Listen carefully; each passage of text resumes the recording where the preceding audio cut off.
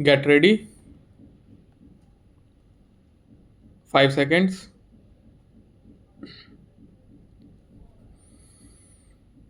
Start. Madam, it is my privilege to initiate a discussion on national housing policy in this august house.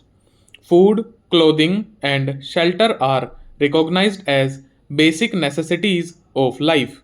The country has been able to achieve self sufficiency in the production of food grains and cloth. A lot yet remains to be done on the shelter front. The Estimates Committee of the 8th Lok Sabha had recommended in the report for the year 1985-86 that the government should evolve a national housing policy for a planned development of livable human settlements. The concern of the government for housing the poor led to the enunciation of a comprehensive national housing policy which expounds the main objectives, priorities, and strategies for promoting sustained development of housing.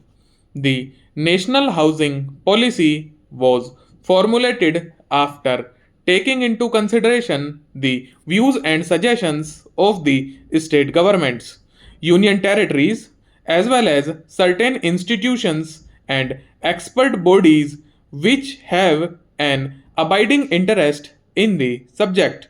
The draft document was also endorsed by the Conference of State Housing Ministers held in 1987 at Srinagar.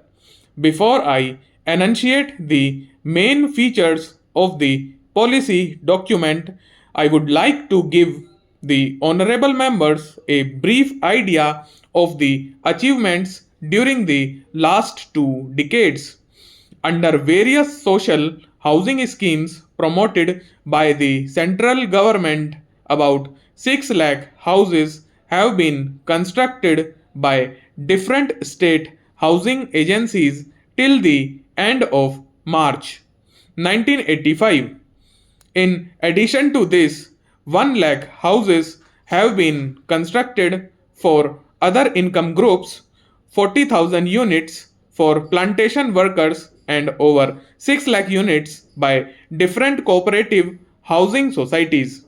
Under my ministry's directions, HUDCO has, since its inception, sanctioned over 5,600 schemes in almost all the state and union territories at a project cost of about rupees 4,600 crores till the end of October 1988. This will result in the construction of about 14 lakh dwelling units in urban areas and 15 lakh dwelling units in rural areas. The HUDCO has also been supporting the sites and services schemes on a large scale. Over 2 lakh developed plots will be provided as a result of HUDCO loans so far. The finance institutions like LIC, GIC, and the Unit Trust of India are also providing substantial funds annually for the construction of dwelling units.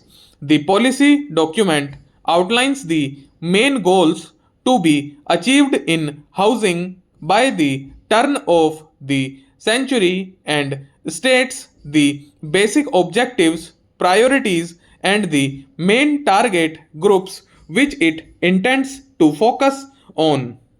Appropriate strategies are envisaged for implementing and translating the policy into reality within a definite time frame. Needless to say, housing, finance, and availability of serviced land are the major desiderata of a quantum jump in housing.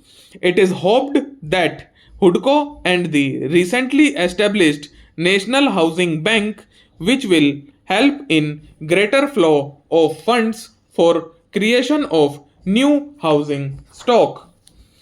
As honorable members know, points 14 and 15 of the revised 20-point program lay considerable emphasis on housing for the economically weaker sections in urban areas and for the landless workers in rural areas.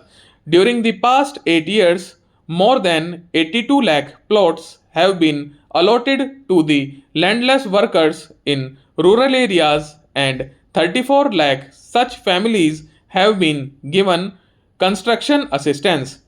Nearly 156 lakh slum dwellers have been benefited under the scheme of environmental improvement of urban slums and 14 lakh dwelling units were constructed under the housing scheme for economically weaker sections in urban areas.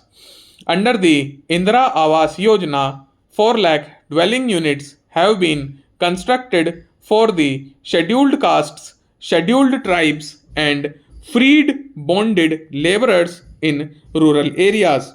Efforts are on to strengthen these programs. With the setting up of National Housing Bank under the aegis of Reserve Bank of India, a major landmark has been achieved in housing finance institutional framework. It will coordinate with various sources of housing finance, regulate functions of housing finance institutions at different levels, and augment the flow of funds for housing by different income groups all over the country. Regional housing finance institutions like Housing Promotion and Finance Corporation Limited, Calcutta, have been established with a view to provide a sound housing finance network at regional level. One more corporation for the northern region is being set up. You may be aware that the Reserve Bank of India has also liberalized the lending norms of the commercial bank for increased flow of finance to individuals for new constructions and repairs. The amount of loan admissible has been enhanced by reducing the margin required to be provided by the beneficiaries. The interest rate has been reduced by 1% for loans up to rupees 1 lakh. Also, the period of repayment of housing loans has been enhanced from 10 to 15 years. Further, where mortgage of property of government guarantee is not feasible, banks have been permitted to accept other forms of security for loans for ensuring easy access to standardized building materials and components and establishment of supply centers on a decentralized basis. A centrally sponsored scheme for setting up of a national network of building centers has been launched. During the current year, 100 centers are to be established which will act as conduits for transmission of low cost technology on housing to the grassroots level and impart requisite training to youth and artisans. Till now, 18 centers have been completed and another 57 are nearing completion to eradicate houselessness in urban areas. The central government has started a scheme in major cities with the objective of providing shelter to pavement dwellers.